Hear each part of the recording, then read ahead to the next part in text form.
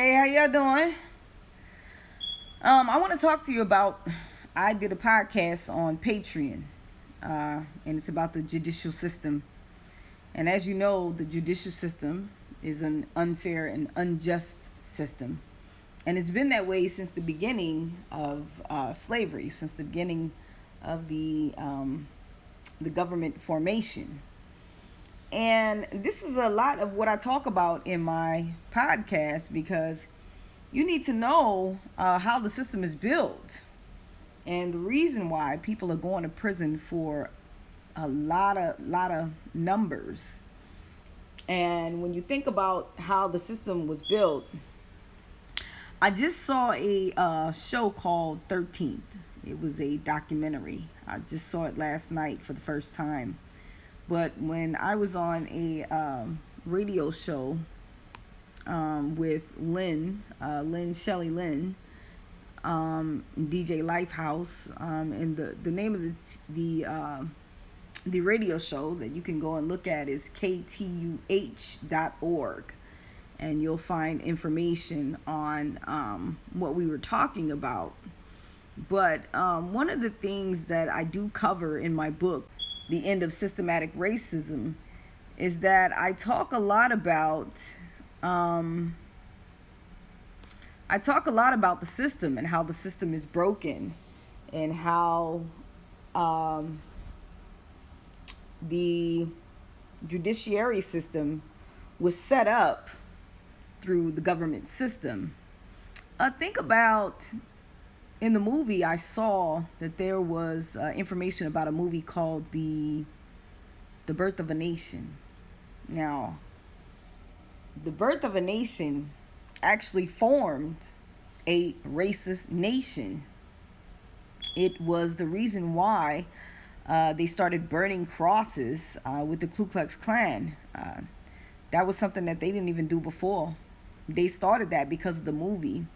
Now, think about how powerful movies are and how it can shape people's lives. For instance, Hollywood was always a racist community because they would only film people that depicted either a slave, or should I say black people, that only depicted a slave or maybe a drug addict or maybe a gangster. And so that also shaped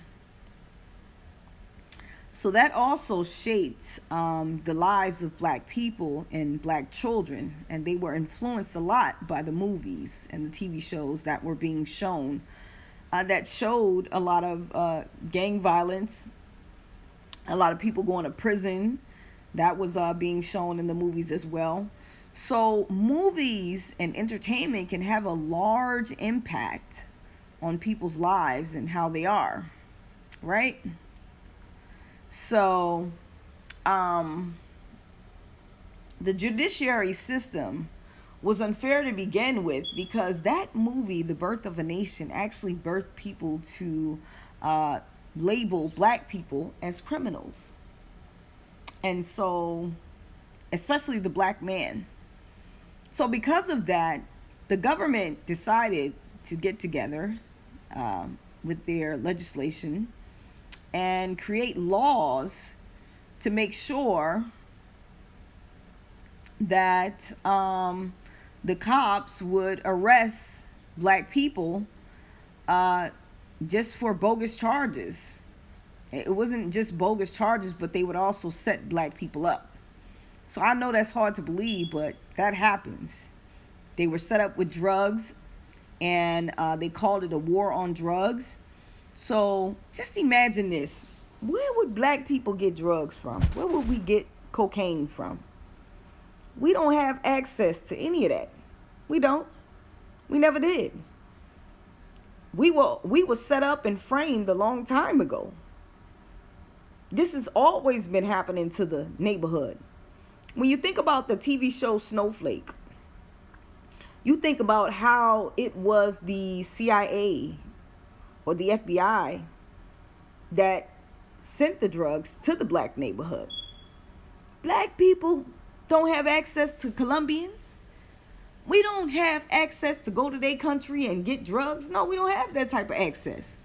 It had to have been set up by somebody who had the power to access that type of drugs. And so it was the government who did it. The government informants. They were the ones who set the drugs in the neighborhood. We had no way of getting those type of things. So it was all a setup to begin with. They put the drugs in the neighborhood so that, the gangsters and the children can sell the drugs. And then they were set up to be put in jail. And those who didn't sell drugs, they carried drugs on them, the police, so that when they arrested them, they would say, hey, they got this drug. You are carrying drugs on you. So then you would get a charge for possession of crack or cocaine, and then you would get long sentences, very long sentences. The judiciary is a capitalized system. The prison system is a capitalized system. They're making millions and billions of dollars off of the capitalized system. And I know because I was one of the people that spent a lot of money on that system. Think about it. You want to talk to your loved ones. You want to be able to make sure that they talk to their kids. So you're going to spend money on them, first of all, to talk on the phone with you. Do you know how much it costs for that phone call? That phone call alone costs you $14.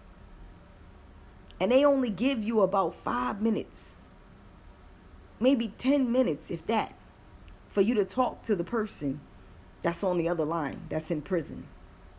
That's a lot of money. $14. It used to be you could pay 25 cents for a phone call. 25 cents. And then it went from 25 cents to maybe you paying 50 cents for a phone call with the payphones. They don't even have payphones anymore now because they have cell phones. But you ain't even paying $14 a day for the cell phone that you talking on. But it costs $14 a call in the prison system. That is a big money that they're making. So just imagine if you have 7 million people in prison and their loved ones are paying $14 per phone call. Just add that up in your head. That is a lot of money. Extreme amount of money. Isn't that something? How the judiciary system is? So on my Patreon, I talk a lot about the system and how it's designed. Also think about this if you don't believe it's big money. How are your people able to have toiletries in prison? That's not something that the prison system give them. It's not automatic. Think about the women in there that have periods and they need pads. They're not giving out pads to these people. They have to actually order the pads in order to have pads. If not, they're just going to be soiling up their clothes. Or they're going to be using toilet paper. A lot of them in there, they use toilet papers. They use it as a tampon. And it's sad because some of them can't even afford to purchase tampons or pads. They can't afford it. So they're not giving them that. And in order for them to have that, they either borrowed from somebody who, people paid for them to have it, or they're going to have to improvise in order for them to have pads in there. And it's just how sad the system is because they're not taking care of people in there. They're making sure they're making money off of people. So if people need any type of linens, they need any type of toothbrush or anything like that, guess what? They have to pay for it. So it goes through an Aramark system. Aramark, a company. All of these companies are big businesses that buy into the prison system. All of them. So you're going to put your money on the prison system, take care of your loved one. So it's a huge capitalized business, a huge business. If your loved one want to smoke, they're going to need to pay for it. If they want some snacks in there, they're going to need to pay for it. Anything that they want, they're going to have to pay for it through the system. And they don't have that kind of money. Even just to put money on their books, that costs extra money. They're going to tax you on that. So it costs a lot of money in the prison system. It is a very lucrative, capitalized system. And they are making millions and billions off of the pain of people going to prison. So it used to be back in the days that when people went to prison, they actually worked on a chain gang, which means that they were getting paid cents. And when I say cents, I mean cents. They might get paid 1 cent, 2 cent, just to work on the chain gang to make money, to be able to support themselves. And so they worked hard. They worked on railroads. They worked carpentry work. A lot of these guys gained a lot of skills while they were in prison. But at the same time, they weren't getting paid nothing. Just imagine slavery evolving to something like that. And so they didn't have a problem putting people in prison because they needed people to work. And since slavery was over, they had no choice but to do that. So that's how sad the system is.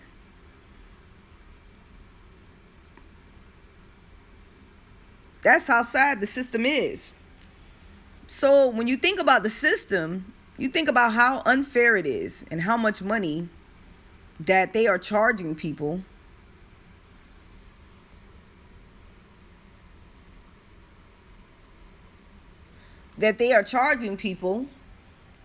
To be a part of the system. And so the system, it never changed, but it just evolved to something more. It went from chain gang, people working out in the field, to them capitalizing off of their loved ones and them being in the prison system. So this is a big business that's been going on for a very long time. Of course, they don't want rehabilitation, because rehabilitation would mean that they would get out the system. They would get out of jail. And if they get out of jail, if everybody's getting out of jail and being rehabilitated, then they're going to lose money. And they don't want to lose money. So their aim is to go through the judicial system, use the cops, use the courts, use the judges to put people in prison. So make sure you go and look at my Patreon. On Patreon, this video is called The Racist Judicial System, so that you can get more information on how the system is built. And that way you can have a better understanding of how the system is built, because it's unfair to begin with. And they purposely put our people in prison just so they can make money and just so that our people don't get ahead. Every person that they put in prison has a felony, which means when they get out of prison, they're not able to get a regular job. So that's still stopping them from getting ahead in life. So they're trying to make sure that we don't have anything. We don't have anything. And that's the reason why it's important that we learn how to make money outside of that system. All those who have felonies, you guys think that it's the end of the world for y'all. Y'all think that y'all don't have a future, that you can't make a future. But I'm here to tell you that you can. Because you don't need a record in order for you to buy a house, in order for you to invest in stocks. None of this checks your record. So you can buy real estate. You can buy stocks to make money. And you can take that real estate and rent out those rooms, or you can rent out the entire house and make your money. Use it as a business and not just to buy a house. And that way you can get ahead, because there are so many people that's suffering that have felonies because that's all they have ever done was put our people in jail. And so you wonder why when they come out of jail, they doing nothing but, crime, or they going back to selling drugs, because this is what they've mapped out for them. They made it impossible for them to make a life once they get out of prison. And they can go and get a job paying nothing. But what does that do for somebody trying to get out the system and make a life for themselves? It's tough on them. It's tough on them. What I'd advise anybody who's in prison, or if you know somebody, tell them to get an education. Because getting an education and learning about things is going to help them to go further in life. There was a guy who was in prison, and he learned the stock market. And he became rich while he was in prison because he learned the stock market. And he learned how to invest his money while he was in prison. He would allow his people, he would tell his people what to put his money on, and they would put his money on the stocks. So while he was in prison, he was making tons and tons of money. And not only that, he showed the other people that was in prison on how to invest in stocks too. So it paid for him to have an education. Isn't that great? And let me tell you what else happened. There's a guy, you might have known him, Judge Mathis. He had a criminal record, but he learned while he was in prison, he educated himself about the judicial system. And then he became a judge when he got out of prison. So that leads you to know that anything is possible when you're in prison. You just have to know the system, and you have to know what you need to do in order to beat the system. So make sure you look at the podcast so you can get more information on how the system is developed and what we can do to fight the system together. All right? God bless you. If you know anybody in the prison system, God bless them too. Pray over your people. But most importantly, keep learning and keep fighting. Don't stop, because we have to win.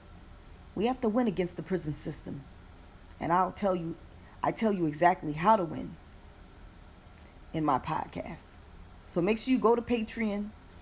The name of my Patreon podcast is called Build One, Teach One, the same as my Instagram.